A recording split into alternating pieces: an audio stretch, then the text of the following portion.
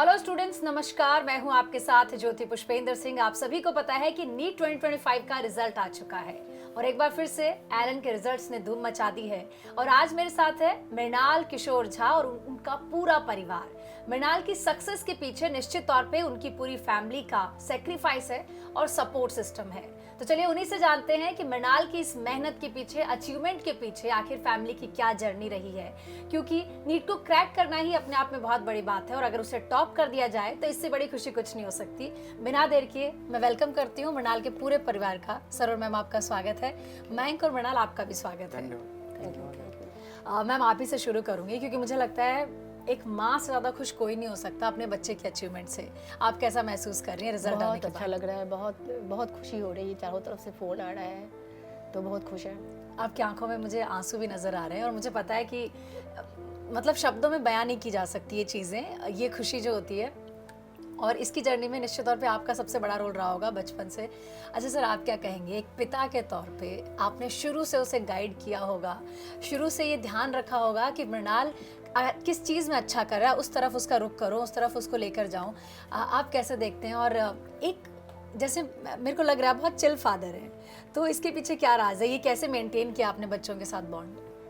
जहाँ तक मृणाल की सफलता की बात है तो वहाँ मैं बता दूँ जो इसका परफॉर्मेंस शुरू से कंसिस्टेंसी इसका सबसे बड़ी क्वालिटी है और वो इसका फोकस्ड अप्रोच है।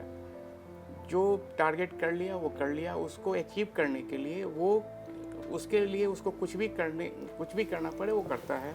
और एक प्रॉपर डायरेक्शन जो है, एक प्रॉपर डायरेक्शन जो उसके लिए रिक्वायर्ड है उसकी तरफ वो बढ़ जाता है। उसके लिए एक बार जब उसने डिसाइड कर लिया तो कर लिया, तो वो सबसे बड़ा पॉजिटिव पॉइंट है। जैसे मैं बात करूं इसका मेडिकल लाइन चूज करने के लिए, तो उसको मैंने बहुत बार, चूँकि being as a technocrat mechanical engineer, मैं इसको बोला जो बेटा ऐसा कर, जो तुम जो है इंजीनियरिंग की तैयारी कर, मेडिकल को जो है चूँकि बहुत टफ कंपटीशन है, इसको क्रैक करेगा या नहीं करेगा। फिर लेकिन आज के डेट में अगर तुम आईआईटी नहीं भी करते हो तो सेकंड लेवल, थर्ड लेवल पे तुम अचीव कर पाओगे। लेकिन उसका एकमात्र जो डिटर्मिनेशन था, उसने स्पष्ट रूप से कहा मुझे करना है तो मेडिकल ही करना है और मेडिकल में करके दिखाऊंगा। और वो आज मुझे उस चीज़ पर बहुत फ़ख्र हो रहा है जो उसने न मतलब मेडिकल क्वालिफाई किया, बल्कि बेस्ट रैंक जो है वो दे रहा है मुझे। इसीलिए मैं कह रही थी कि क्रैक करना ही मैम अपने आप में बड़ी बात होती है। मैम, आप ही से पूछूंगी कि मैं जैसे दोबारा कह रही हूँ कि माँ वैसे भी एक गुरु होती है। बच्चे को सबसे पहले अगर कोई कुछ सिखाता है तो वो माँ होती है। और आप बहुत कम एज में इन्हें कोटा भी लेकर आई, फिर आप इनको आगे की प्रिपरेशन के लिए दिल्ली भी लेकर गई। और वाकई पूरी जर्नी में मुझे लगता है एक मेंटल सपोर्ट जो होता है वो सिर्फ माँ से मिल सकता है। किस तरह का बॉन्ड आप शेयर करती हैं मृणाल के साथ? मैं इसके साइकोलॉजी को जानती, चूँकि मदर हूँ तो मैं इसको साइकोलॉजी को बहुत अच्छे से जानती थी। इस लेवल मुझे लगा कि इसको साइकोलॉजी सपोर्ट अगर हुआ तो ये बहुत आगे निकल सकता है। बहुत आगे निकल सकता है। तो हमेशा सपोर्ट किया हमने इसको हर एक चीज़ से। मतलब मैं पहले जान जाती हूँ कि इसको क्या क्या चाहिए होता है। कभी प्रेशर नहीं डाला? कभी प्रेशर नहीं डाला, कभी प्रेशर नहीं डाला। और मैं हमेशा सोचती रही कि मेरा बच्चा बहुत अच्छा है, सबसे अच्छा है और ये 100% होल्ड कर सकता है। मुझे लगता है बहुत सारे पेरेंट्स के लिए एक बहुत बड़ी बात है मैम। अक्सर ये पेरेंट्स गलती करते हैं कि वो बच्चों पे अननेसेसरी कुछ चीज़ों को लेकर, जो उन्हें पता भी नहीं होता है, जाने अनजाने में वो ऐसी बातें बोल देते हैं कि बच्चा उस चीज़ को लेकर शायद कुंठित हो रहा हो, शायद प्रेशर फील कर रहा हो। अच्छा मैम, बाकी मदर्स को क्या कहेंगी अगर उन्हें पता है कि उनका बच्चा पढ़ाई में अच्छा है तो उसे किस तरह से सपोर्ट करें, किस तरह से आगे बढ़ाएं? मैं तो ये कहती हूँ कि अच्छा है या अच्छा नहीं भी है तो भी आप उसको अच्छा ही कहेंगे। अगर उसको आप अच्छा कहते हैं तो निश्चित है एक दिन वो अच्छा ही करके दिखाएगा। ये बहुत बड़ी बात कही। अगर आप उसे अच्छा कहेंगे कि वो अच्छा कर रहा है तो निश्चित तौर पे वो आगे अच्छा करेगा। सर, इसमें आप क्या ऐड ऑन करना चाहेंगे? इन्होंने 100% सही कहा है। कारण ये है, जो किसी चीज़ को देखने का, समझने का एक पॉजिटिव एस्पेक्ट होता है, एक नेगेटिव एस्पेक्ट होता है। जो रियलिटी है वो है, जो हमें करना है वो हमें सोचना है और वही सोचना है जो हमें मेटलाइज करना है। तो फर्स्ट स्टेप होता है किसी भी प्रोसेस को कंप्लीट करने के लिए थॉट प्रोसेस। अगर थॉट प्रोसेस में ही अब हमने अब निगेटिविटी पाल कर लिया, जो मेरा बच्चा नहीं कर पा रहा है या मेरा बच्चा नहीं कर पाएगा या ये कैपेबल नहीं है, बहुत वास्ट कंपटीशन है, तो शायद मुझे नहीं लग रहा है जो उस बच्चे में कुछ स्ट्रेंथ आ पाएगा और वो उसके लिए एक स्टेप आगे बढ़ पाएगा। तो इसीलिए हमेशा बच्चों को इस तरह से हमें आगे लेके जाना है कि उसको सपोर्ट भी मिले, किसी भी तरह से डिस्करेजमेंट न मिले, किसी वर्डिंग से, किसी तरह से। जैसा मैं एग्जांपल देता हूँ, जो नॉर्मली जो CBSE वगैरह के जो रिजल्ट्स आते हैं, पेरेंट्स के एक्सपेक्टेशन रहते हैं 95%, 99% मेरा बच्चा करे। मैंने क्लियरली बोल दिया जो IIT अभी प्रेजेंटली IIT के लिए रिक्वायरमेंट है 75%, नीट के लिए तो वो भी नहीं है। इसीलिए तुम 75% अपना मार्क्स लाओ और इसके बियॉन्ड जो भी आएगा that is bonus point for me. तो इसीलिए मैंने उसको किसी तरह से कहीं पे प्रेशर नहीं डाला। हाँ, ज़रूर नीट वगैरह के लिए चूँकि टफ कंपटीशन था, तो मैंने उसको जब रिजल्ट आते थे किसी भी टेस्ट सीरीज़ का, तो उसके लिए मैं उससे क्रॉस क्वेश्चनिंग ज़रूर करता था कि बेटा इसमें डाउनफॉल क्यों हुआ है, थोड़ा उसको करेक्ट करो। फिर वो रीज़न बताता था जो पापा इसके वजह से, या क्वेश्चन के लेवल्स ज़्यादा थे, या जो भी व्हाट्सएवर रीज़न जो भी था उसके वजह से जो थोड़े मेरे परफॉर्मेंस जो है मतलब एक एवरेज लेवल से तो ऊपर था ही, एवरेज मतलब बेस्ट लेवल से ऊपर था, लेकिन थोड़ा सा उसमें जो फ्लक्चुएशन होता तो वो बोलता पापा इस वजह से होता था। मैंने कहा ठीक है, इसको कर लिया, अब नेक्स्ट में ये जो हो गया हो गया, अब आगे का देखो। वो जो कंप्लीट हुआ तो धीरे धीरे करते करते करते जो है इस लेवल पर बच्चा मेरा पहुंच पाया है। निश्चित ही सर, और मैं कहूँगी आप लोगों की पेरेंटिंग सही में बहुत अच्छी रही है कि इतनी कम एज में मृणाल को काफ़ी चीज़ों को लेकर बहुत क्लैरिटी है। कल भी जब हमने इनके साथ शूट किया तो वो कह रहे थे कि 7th क्लास में उन्होंने डिसाइड कर लिया था कि मुझे डॉक्टर बनना है, और मुझे लगता है कि ये बहुत ज़रूरी भी है। आप क्या बनना चाहते हो, वो हम मजाक में बच्चों से कई बार पूछते हैं कि बड़े होकर क्या बनोगे, लेकिन किसी को इतनी कम एज में इतनी क्लैरिटी होना बहुत बड़ी बात है। अच्छा मयंक, क्या कहोगे, रिजल्ट आने के बाद कैसा महसूस कर रहे हो? खुशी हो रही है। खुशी हो रही है। आप क्या कर रहे हो मयंक फिलहाल अभी? जेई के लिए प्रिपेयर। जेई के लिए भैया से गाइडेंस लेते हो? डाउट होता है तो पूछते हैं। ओके, क्योंकि 2 सब्जेक्ट तो सेम ही है। हाँ, 2 सब्जेक्ट। भैया हेल्प करते हैं? हाँ, कुछ में करते हैं, फिजिक्स में कुछ क्वेश्चंस। ओके, आप अपने क्लासमेट्स को, अपने फ्रेंड्स को बता रहे हो कि मेरे भाई ने क्या कमाल किया है, नीट में टॉप किया है? बताया आपने? पूछते हैं तो बताते हैं। ओके, आपके चेहरे की खुशी भी नजर आ रही है। किस तरह का बॉन्ड आप दोनों भाई शेयर करते हो आपस में? कभी लड़ाई होती है? कभी कभी। कभी कभी होनी भी चाहिए। भैया डांटते हैं कभी? कभी कभी। चलिए, अच्छा मृणाल, आपसे पूछना चाहेंगे, आपकी पूरी फैमिली आज आपके साथ है, कैसा लग रहा है? क्योंकि कहीं ना कहीं मुझे लगता है कि आप ही की अचीवमेंट है कि आपके माता पिता आज यहाँ कैमरा पे बैठ के बता पा रहे हैं लोगों को कि मृणाल ने क्या किया है। ये खुशी कैसी है, अपनी वजह से अपने मम्मी पापा को प्राउड कराना, ये फीलिंग कैसी है? हमको तो बढ़िया लग रहा है। कैसा बॉन्ड आप शेयर करते हैं अपने पेरेंट्स से, और अपनी पूरी जर्नी में आप इनका रोल कैसे देखते हो? मम्मा कैसे आपकी हेल्प करती थी आपकी जर्नी वो में? कहते हैं मतलब हॉस्टल में, जैसे हमने पहले भी बताया था कि वही आ जाया करती थी कभी कभी, और मतलब क्या कहते हैं अगर कोई दिक्कत होती थी तो हाँ मतलब पता ही चल जाता था उन्हें, आ जाती थी वो, और क्या कहते हैं मतलब कोई दिक्कत होती थी आ जाती थी, और क्या कहते हैं मतलब जैसे अगर खाने की दिक्कत हो तो वो ले आती थी, कोई दिक्कत नहीं होती थी।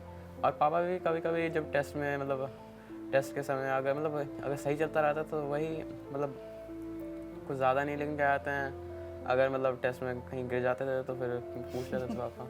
अच्छा, हाँ, सबसे ऐसे। ज़्यादा आप किसे कॉल करते थे मम्मी पापा में से? किसके साथ बातें शेयर ज़्यादा करते हो? एग्जैक्टली तो नहीं पता हमको, याद नहीं है मुझे। मम्मी से बात ज़्यादा करते हो या पापा से? शायद क्या कहते हैं रिजल्ट के बाद ही हम पापा को कॉल करते थे। ओके, रिजल्ट आने के बाद? हाँ हाँ, मतलब टेस्ट को वैसे। ओके, तो चलिए मैम आप इसे जानती हो, मृणाल बचपन में किस तरह का बच्चा रहा है? बहुत ज़िद्दी रहा है, कभी किसी चीज़ के लिए ज़िद करी है, या हमेशा से बहुत डिसिप्लिन में रहा है? जिद्दी नहीं रहा है, ये थोड़ा सा इंट्रोवर्ट था, और किसी चीज़ के लिए बहुत ज़्यादा जिद करना नहीं था, लेकिन थोड़ा सा डिमांडिंग था। अच्छा। ओके, जैसे कि बचपन में कभी ऐसे कहीं शॉप पे जाके देखो मृणाल वहीं से रोक दे रहा है कि मम्मी ऐसा कुछ नहीं बताना है। शॉप पे जाके ये लेना है, है ना? खाने की चीज़ की शॉपिंग है। अच्छा, अभी और फूडी अभी है? भी क्या क्या पसंद है मृणाल को? आइसक्रीम बहुत पसंद है, अच्छा, और ओके। बर्गर पसंद है। अच्छा। ओके, अच्छा सर आप क्या कहेंगे कि एक फादर, मैं कहूँगी माँ ना बच्चे को थोड़ा कोमल तरीके से पालती है, लेकिन जो फादर का रोल होता है वो स्ट्रॉन्ग करता है बच्चों को। आप अगर मैं बचपन में ही पूछूं कैसे कैसे किन किन चीज़ों पे बच्चों को किस तरह से ट्रीट करते थे, क्योंकि उसी से मुझे लगता है कि बच्चों के आगे की चीज़ें तैयार होती है कि वो आगे कैसे बनने वाले हैं। क्या कहेंगे, क्योंकि ये सारी चीज़ें बहुत सारे पेरेंट्स के लिए एक सीख हो जाएगी। आपने सही कहा मैडम। मदर का जो पेरेंटिंग होता है दैट इज अनकंडीशनल। मेरा बच्चा है तो सही है, तो सही है। वो उस अपने ममत्व के में इसके ममत्व के चलते कुछ चीज़ें ऐसी होती है जो नहीं देख पाती है, जो कि फादर जो है उस चीज़ को देख पाते हैं, और कुछ नज़रिया जो वीकनेस है उसको, जो कमी है उसको कवर करने की कोशिश करते हैं। तो इसका भी था। हालांकि जैसे अभी आपने जिद की बात की तो वो जिद्दी नहीं है, लेकिन इसका डिटर्मिनेशन पावर स्ट्रांग है। जो सोच लिया वो सोच लिया। अब उसके लिए वो फुल फ्लेज हमसे सपोर्ट मिले, इससे सपोर्ट मिले, इंटरनेट से सपोर्ट मिले, उसको मेटलाइज करने के लिए वो जी जान से लग जाता है। तो उसको आप जिद्दीपना के टर्म में यूज़ करें या डिटर्मिनेशन के टर्म में यूज़ करें। मैं उसको डिटर्मिनेशन, स्ट्रॉन्ग डिटर्मिनेशन वाला लड़का है। तो और रही बात पेरेंटिंग का, तो पेरेंटिंग में मैं ये कहूँगा जो इसके बहुत, जैसा मैडम ने कहा, इंट्रोवर्ट नेचर का था। जब वो एलन दिल्ली में जब इसको हॉस्टल वगैरह में रखने के लिए गए, तो हम लोग ये सोच रहे थे जो किस तरह का ये रह पाएगा, अकेले रह पाएगा कि नहीं रह पाएगा, जो शुरू से ये था जो यहाँ पे हम लोगों के साथ ही रहा था। तो लेकिन वहाँ का जो सिस्टम था, जो एलन लाजपत नगर का जो वहाँ के लोकल सेंटर थे, वहाँ की केयरिंग थी, वो बहुत अच्छे थे। तो इसीलिए जो भी कमियाँ थी, चूँकि फरीदाबाद में हम लोग रहते थे, लोकल रहते थे, तो कोई दिक्कत तो ऐसे भी नहीं आई, और इस तरह की कोई दिक्कत वाली बात नहीं थी। ओके, अच्छा सर, एक चीज़ और, एलन की अपने अगर आप जिक्र ही किया है तो पूछती हूँ, एलन सिस्टम को कैसे देखते हैं आप मृणाल की इस पूरी जर्नी में? क्योंकि आई थिंक आप स्पेशली कोटा भी लेकर आए थे, 7th में 8th में उन्होंने ऑनलाइन पढ़ाई की है, और उसके बाद में आपने दोबारा जब इसके फ्यूचर के लिए डिसाइड करना था कि नीट की प्रिपरेशन कहाँ से करें, तब भी आपने एलन को चूज़ किया। अगर बाकी स्टूडेंट्स को या पेरेंट्स को भी बताना चाहें तो एलन को ही क्यों चूज़ किया? देखिए मैम, एलन से मेरा एसोसिएशन इस मृणाल के जर्नी से स्टार्ट नहीं हुआ। उसके पहले मेरी सिस्टर जो है एलन से की हुई है। अच्छा। नीट की नीट AIPMT उस समय हुआ करता था। बहुत साल पहले की बात है। AIPMT 2012 में वो कहाँ से? यहीं पे कोटा से ही किया था। तो उस समय चूँकि अक्रॉस इंडिया तो इसके ब्रांचेस नहीं थे, तो कोटा में ही किया था। तो कोटा से पहले जब वो दिल्ली में रहती थी, तो हमने दूसरे कोचिंग इंस्टीट्यूट से जो पैरेलल उस समय रन कर रहा था, उससे हमने करवाया, लेकिन मुझे बहुत ज़्यादा बेनिफिट नहीं हुआ। तो फिर अल्टीमेटली हमने यही सोचा, जो एलन के बारे में सुना, तो एलन यहाँ पर एडमिशन करवाया, और उसका सक्सेस वहाँ पे मिला। और सक्सेस उसका ये कहना था, एक बार वो नहीं कर पाई, तो सेकेंड बार में उन्होंने यही कहा, जो भाई जी एक बार मुझे मौका और दीजिए, और उसने उसको क्रैक किया 2012। उसके बाद से फिर जब ये इसकी जर्नी जब शुरू हुई नीट के प्रिपरेशन के लिए, तो बेझिझक मुझे कोई हेजिटेशन नहीं रहा। बहुत लोगों ने ये कहा, जो दूसरे जो पैरेलल आपके कोचिंग इंस्टीट्यूट्स हैं उसमें एडमिशन करवा लीजिए।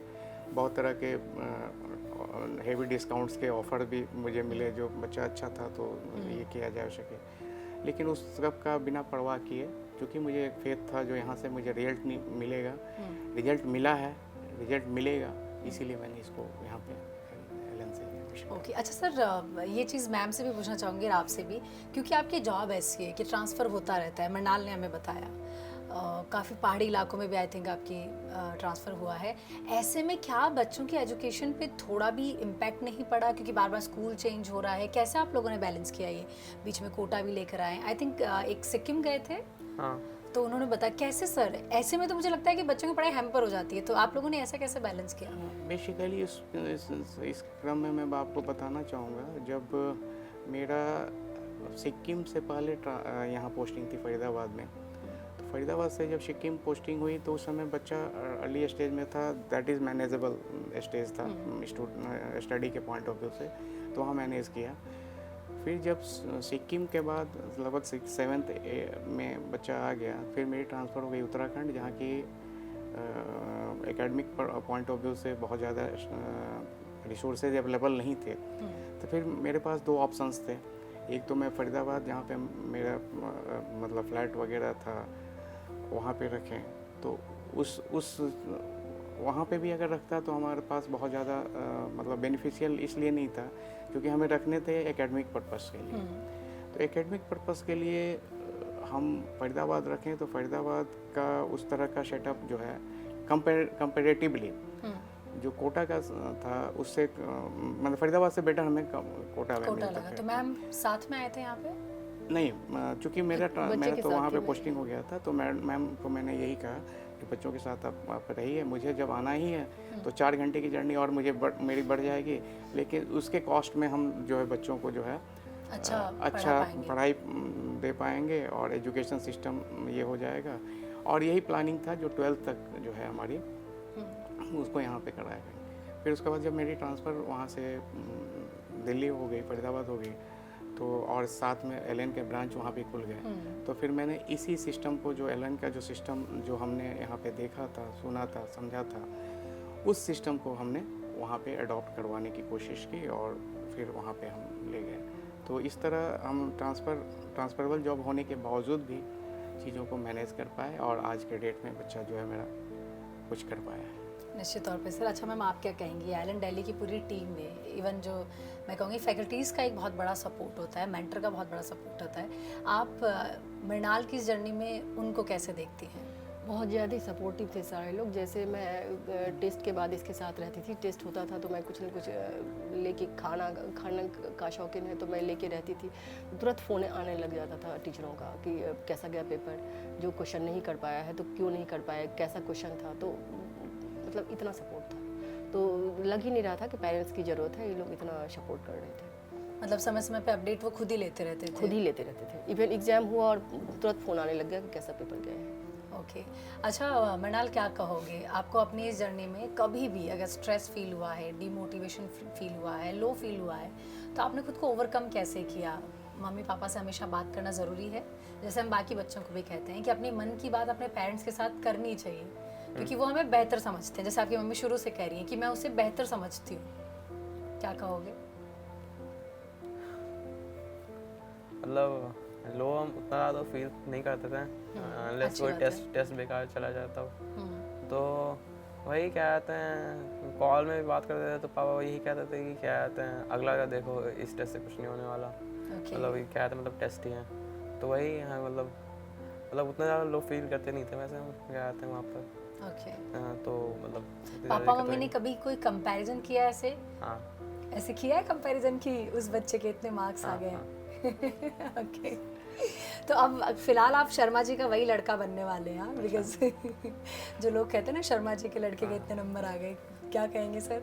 अब बाकी नेबर, बाकी फैमिली वाले जो है मृणाल का एग्जाम्पल देने वाले हैं। हाँ, मैंने बेसिकली क्या था, जब वो मतलब मुझे लगता था जो क्वेश्चन जो है इसकी तरफ से कुछ मैं दो चीज़ों पर फोकस किया, जो या तुम्हारे अंडरस्टैंडिंग की वजह से गलती हुई है या एग्जामिनेशन हॉल टेम्परामेंट की वजह से तुम गलती किए हो।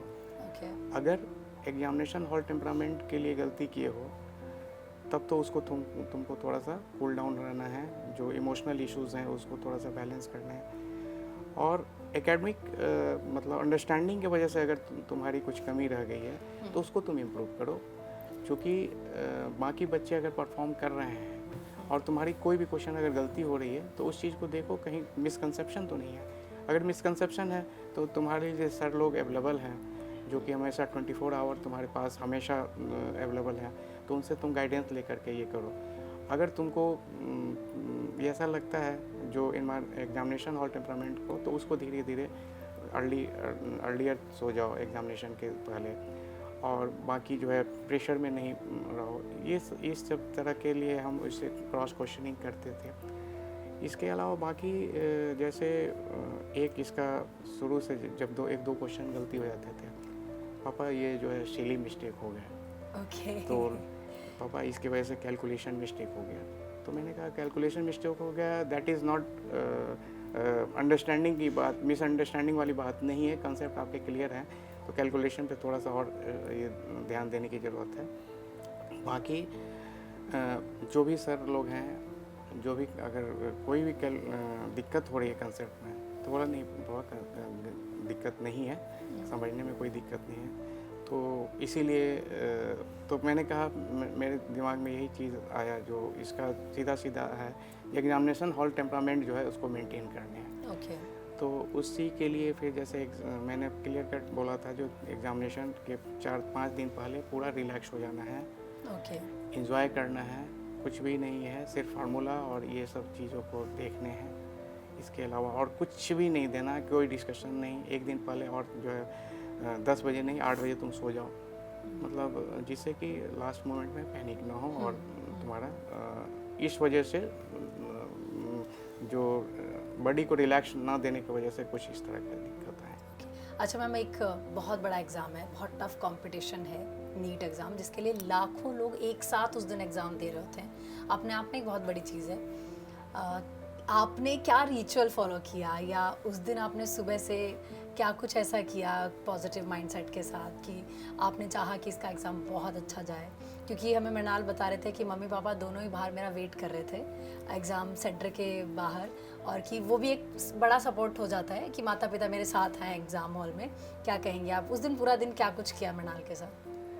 जब मैं मृणाल पेपर दे रहा था उस दिन, उस टाइम तो मैं सुबह से जो भगवान को करती हूँ आराधना, उस टाइप से किया था। उसके बाद जब ये पूरे टाइम एग्ज़ाम दे रहा था, हम मंदिर में बैठ के ध्यान कर रहे थे। अच्छा सर, हमने ऐसी वाली तस्वीरें बहुत देखी है कि जब भी एग्ज़ाम होता है तो सेंटर के बाहर, स्पेशली मैं कहूँगी माँ का ऐसा होता है कि कुछ लिखती रहती हैं या पूजा कर रही हैं वाकई।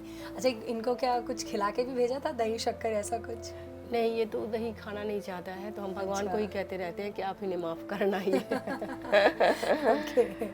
लेकिन हम दोनों ही ध्यान में बैठे थे मंदिर में, हम अच्छा। ध्यान कर रहे थे। तो मृणाल, वाकई हाँ, आपके मम्मी पापा का भरोसा ही था जिसने, मैं कहूँगी कि आपको यहाँ तक लाकर खड़ा कर दिया है।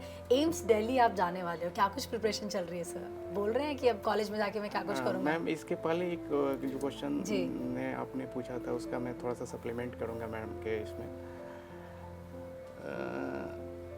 जब इससे बात होती थी, पापा मैं तो प्रिपरेशन तो मेरे सारे कुछ हो गए हैं, ओके। इसमें कोई कमी नहीं है, लेकिन एम्स दिल्ली की जब मैं बात करता था तो ये बोलता, पापा आप ओवर एक्सपेक्टेशन मेरे से नहीं करो, बस नहीं करो, मैं करूँगा, लेकिन आप हमेशा इसी की बात करते हो, ऐसा नहीं करो। मैंने कहा नहीं, तो इसमें कमी क्या है, तुम में कमी क्या है, तुम ऐसा क्या मतलब छोड़ रहे हो जो बाकी बच्चे कर रहे हैं, तुम क्या छोड़ रहे हो, बाकी सारा कुछ तो कर ही रहे हो, तुम कर पाते हो, तुम्हारे में कैपेसिटी है, इसीलिए मैं बोलता हूँ। तो बोला पापा सब कुछ ठीक है, लेकिन एक लक फैक्टर भी होता है। ओके। हाँ, इसने कहा लक फैक्टर भी होता है पापा, लक फैक्टर के लिए है। तो फिर जब मैं घर से निकल रहा था, तो मैंने मृणाल को, चूँकि मैं अभी पब्लिकली बताता हूँ, जो ब्रह्म कुमारी एक संस्था है, उस ब्रह्म कुमारी संस्था से हम जुड़े हुए हैं, और वो परम पिता परमेश्वर बाबा जो है, शिव बाबा जिसको मानते हैं लोग, उस पर हम लोगों का अटूट विश्वास है। तो मैंने कहा तुम एक फैक्टर बोल रहे थे ना, जो लक, सारा तुम मेहनत कर लिए, एक फैक्टर के लिए मैं तुमको मैं ले चलता हूँ। मैं इसको ले गया वहाँ पे अपना सेंटर पे, जबकि इसका कोई विश्वास नहीं था, कुछ भी नहीं था, मैं उसको ले गया। आप बिलीव नहीं करेंगे मैम, जो वो 5 मिनट तक वहाँ ध्यान मग्न रह गया। ओके। और वहाँ की जो सिस्टर थी,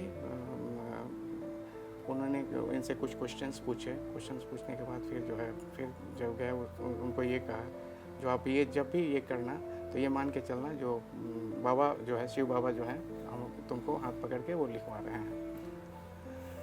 अब उसके बाद से फिर पता नहीं, मैं ये मानता हूँ हम लोग कंटिन्यूअस उसके इसमें रहे, ध्यान में रहे, और संयोग से ऐसा हुआ जो मतलब मेहनत और लक और सब कुछ जो है के वजह से शायद मुझे लग रहा है ये जो हम लोग अचीव कर पाए।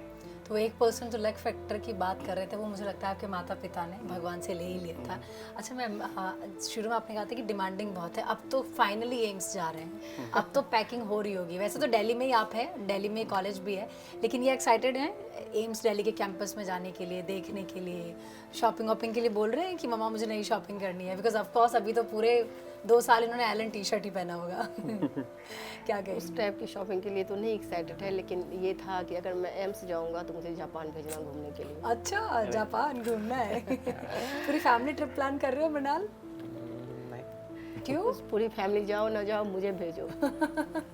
चलिए मैम, बहुत अच्छा लगा आप लोगों से बात करके, सर आपसे बात करके बहुत अच्छा लगा। मयंक ने भी बताया कि थोड़ी बहुत लड़ाई तो हो ही जाती है ना मयंक। और मृणाल, बहुत बहुत शुक्रिया यहाँ आने के लिए, और उम्मीद करते हैं जैसे आप अभी अपने माता पिता का नाम रोशन कर रहे हो, आगे भी ऐसे ही अपने पेरेंट्स, टीचर और मेंटर का नाम रोशन करते रहो।